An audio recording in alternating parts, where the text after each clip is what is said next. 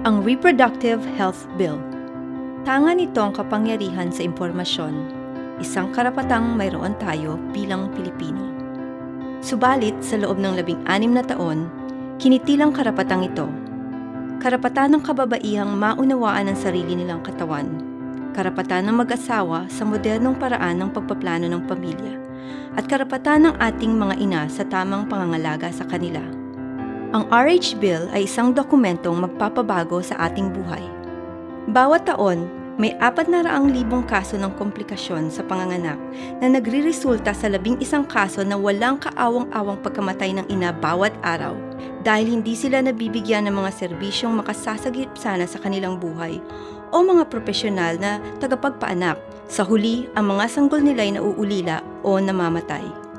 Nakakakilabot na ang antas ng kahirapan sa Pilipinas, 45% ng ating populasyon ang kumikita ng wala pang $1 bawat araw.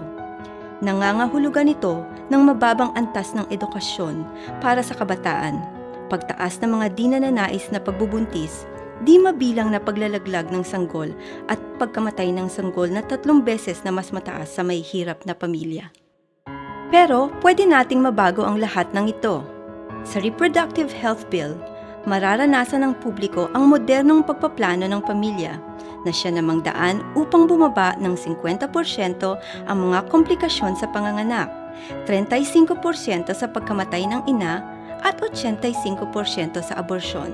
Titiyakin ng RH Bill na ang may hirap ay may pantay na pagkakataong makagamit ng modernong health facilities, prenatal at infant care, ospital at health centers para sa ligtas na panganganak at mas mataas na antas ng pagkabuhay ng sanggol at magbibigay ng tamang impormasyon upang sila'y makabuo rin ng tamang mga desisyon sa buhay.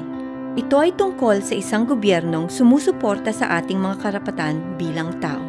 Ang RH Bill ay daan upang maibsan ang kahirapan at takbang para sa mas maaliwalas na bukas.